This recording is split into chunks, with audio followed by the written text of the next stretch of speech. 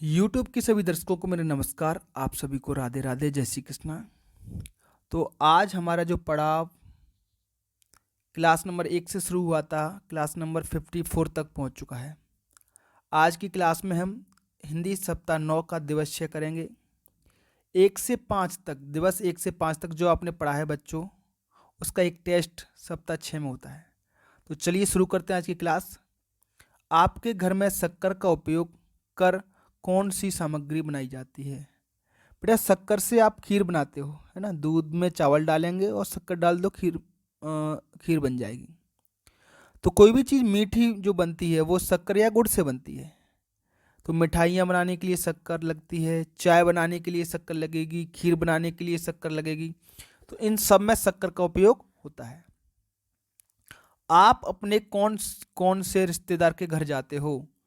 बेटा, रिश्तेदार कौन होते हैं? जैसे बुआ हुई, मौसी हुई, मामा हुआ, ठीक है, मामा जी के यहाँ, नाना जी के यहाँ। तो ये सब हमारे रिश्तेदार होते हैं। तो आप बता सकते हो आप किस किस के घर जाते हो। मेहमानों के आने पर आपको कैसा लगता है? आप क्या क्या करते हैं? तो बेटा, घर में हमारे मेहमान आते हैं तो हम सबको अच्छा लगता है ना। आपके यहाँ कोई मेहमान आए या आप किसी के यहाँ पर मेहमान बन के जाओ तो अच्छा लगता है। तो आप क्या क्या करते हो? सबसे पहले उनसे नमस्ते करते हैं, उनके पैर छूते हैं, स्वागत करते हैं उनका, उनके बैठने के लिए जगह देते हैं कि आप सोफा पे बैठिए, कुर्सी पे बैठिए, पलंग पे बैठिए, चाय पानी की व्यवस्था करते हैं। आपके घर में लोहे से बनी कौन कौन सी वस्तुएं हैं, बताइए। बेटा, लोहे से बनी हुई वस्तुएं हो सकता है बेटा खिड़कियाँ, जो घर बनता है हमारा उसकी खिड़की लोहे से बनी होती है, किसी की लकड़ी से ही बनी होती है। दरवाजे भी बेटा लोहे से बनते हैं। आपके घर में अलमारी होती है बेटा, जिसमें हम सामान रखते हैं, साड़ियाँ वगैरह, कपड़े नए नए। अलमारी में पैसा भी रखते हैं, तिजोरी। तो ये सब किसकी बनी होती हैं बेटा? लोहे की बनी होती है। लोहे के बेटा पलंग भी बनते हैं, है ना। लोहे के पलंग भी आते हैं। कुछ कुर्सियाँ भी लोहे की बनती हैं, लेकिन आजकल प्लास्टिक की बनने लगी हैं। तो कुर्सियाँ भी बनती हैं लोहे की, ठीक। स्टूल, मेज, टेबल लोहे की भी मिलती हैं और लकड़ी की भी बनती हैं, प्लास्टिक की भी बनती हैं। रम्मू को गुलाब जामुन बहुत अच्छे लगते थे। उसकी बुआ उसके लिए गुलाब जामुन लाई। माँ ने सभी को एक एक गुलाब जामुन दिया, लेकिन रम्मू की इच्छा 3-4 गुलाब जामुन खाने की थी, इसलिए वह उसे चौके में ढूंढ रहा था। प्रश्न क्रमांक 1 है बेटा, रम्मू चौके में गुलाब जामुन ढूंढने क्यों गया? क्योंकि बेटा उसको 3-4 गुलाब जामुन खाने थे, है ना। तो इसका जवाब हो जाएगा बेटा, क्योंकि रम्मू की इच्छा 3-4 गुलाब जामुन खाने की थी। प्रश्न क्रमांक 2, एक एक शब्द के बीच में लगे चिन्ह के दिए गए शब्दों में लगाकर पुनः लिखिए। एक एक के बीच में जो चिन्ह लगा है, ये ऐसा ऋण ऋण के जैसा, इसको बोलते हैं बेटा योजक चिन्ह। इसको क्या नाम देते हैं बेटा? योजक चिन्ह, ठीक है। पूर्ण विराम की तरह ये भी एक विराम चिन्ह है।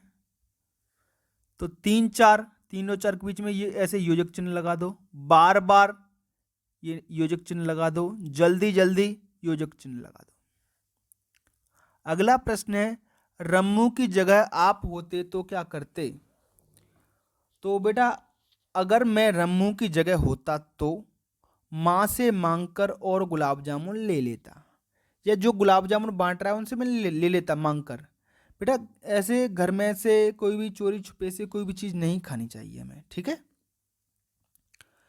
प्रश्न क्रमांक 1, वाक्य पठन लेखन गतिविधियां हैं। घोड़ा तेज दौड़ता है। तो बेटा, घोड़े की विशेषता क्या है? विशेषता जो होती है उसी को हम विशेषण कहते हैं।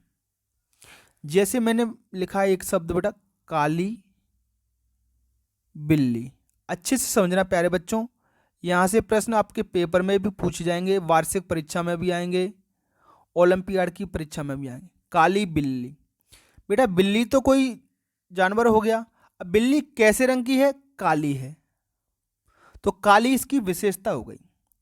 ये जो विशेषता है इसी को हम कहते हैं विशेषण। क्या कहते हैं बेटा? विशेषण। जैसे घोड़ा तेज दौड़ता है, तो घोड़ा तो बेटा संज्ञा हो गया, और घोड़े की विशेषता क्या है? तेज। तेज मेरा विशेषण हो गया। चाय मीठी है, तो चाय जो शब्द है वो मेरा संज्ञा हो गया, कोई चीज या कोई वस्तु संज्ञा कहलाती है। अब चाय की विशेषता क्या है? कि चाय मीठी है, तो मीठी मेरा विशेषण हो गया। मीरा अच्छा गाती है, ठीक है, तो मीरा, मीरा तो मेरी संज्ञा हो गई, और अच्छा इसकी विशेषता हो गई, कैसा गाती है? अच्छा, तो अच्छा मेरा क्या हो गया बेटा? विशेषण। कोयल काली है, तो कोयल तो संज्ञा हो गई। अब कोयल की विशेषता क्या है बेटा? कोयल कैसी है? काली है, तो काली मेरा विशेषण हो गया। तो इस तरीके से जो भी चीज विशेषता बताए उसको हम विशेषण कहते हैं। प्रश्न क्रमांक 2, वाक्य में रेखांकित शब्द का लिंग बदलकर पुनः लिखिए। लिंग का मतलब है, जैसे एक तरफ माता है तो माता का विपरीत लिंग होता है पिता। भाई, भाई का विपरीत लिंग होता है बहन। इसी तरीके से बेटा दादी, दादी का विपरीत लिंग होता है दादा। तो बस ये जो अंडरलाइन शब्द है इसकी जगह पे हम दादा कर देंगे। पहला गुलाब जामुन दादी को मिला, तो हमने क्या कर दिया? पहला गुलाब जामुन दादा को मिला। बुआ को जल्दी घर जाना था, तो बुआ का विपरीत लिंग होता है फूफा। फूफा को जल्दी घर जाना था। सेठ ने पैसे दिए, तो सेठ का विपरीत लिंग होता है सेठानी, तो हम लिखेंगे बेटा सेठानी ने पैसे दिए। इसके बाद एक धारा प्रवाह पठन है बेटा, इसको आपको स्पीड में पढ़ना है और समझते हुए पढ़ना है।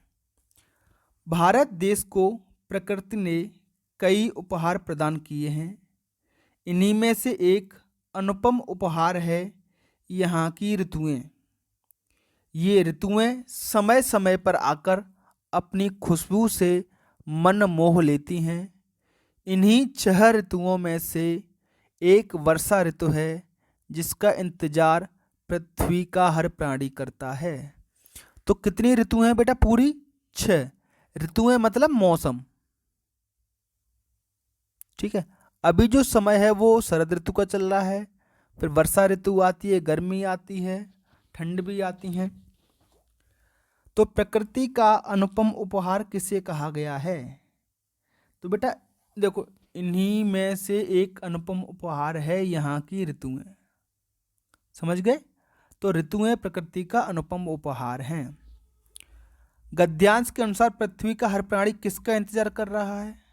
तो पृथ्वी का हर प्राणी इंतजार कर रहा है बेटा वर्षा ऋतु का। किसका? ये लिखा है वर्षा ऋतु।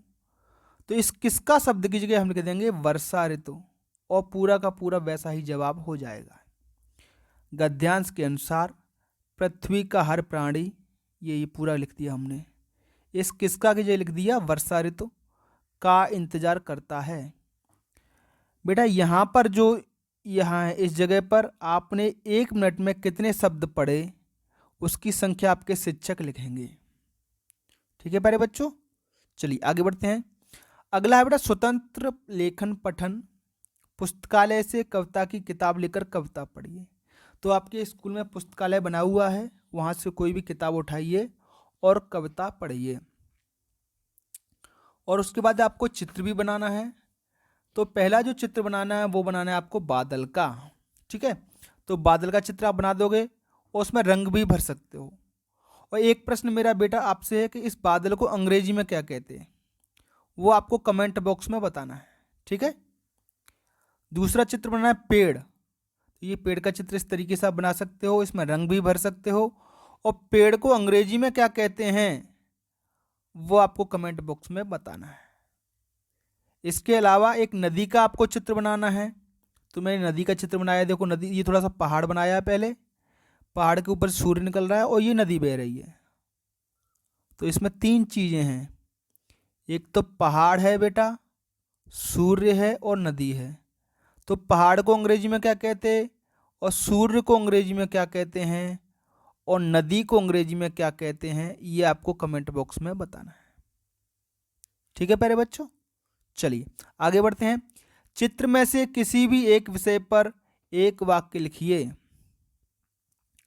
तो मान लो कोयल पे आपको वाक्य लिखना है। पेड़ में कोयल बैठी है मान लो, तो कोयल काले रंग की होती है, कोयल बहुत मीठा गाती है। इस तरीके से आप कोयल के बारे में वाक्य लिख सकते हो। उसके बाद श्रुतलेख है। आप जानते हो प्यारे बच्चों, श्रुतलेख में आपके शिक्षक आपके लिए वाक्य बोलेंगे या शब्द बोलेंगे और वो आपको लिखने होंगे। तो बेटा ये था हमारा दिवस 6 सप्ताह 9, इसको हम यहीं पे ख़त्म करते हैं। आपको हमारा वीडियो कैसा लगा बेटा कमेंट बॉक्स में हमें ज़रूर बताएं। इसके साथ साथ कुछ जो सवाल मैंने आपसे पूछे हैं उनके जवाब कमेंट बॉक्स में ज़रूर बताएं। और बेटा ऐसा देखने को मिल रहा है कुछ लोग चैनल देख के और सब्सक्राइब करना भूल जा रहे हैं, तो उन सभी से मेरा निवेदन है चैनल को एक बार सब्सक्राइब जरूर करें। ठीक है, फिर मिलेंगे अगली क्लास में। तब तक के लिए आपका दिन शुभ हो। Have a nice day. Thank you.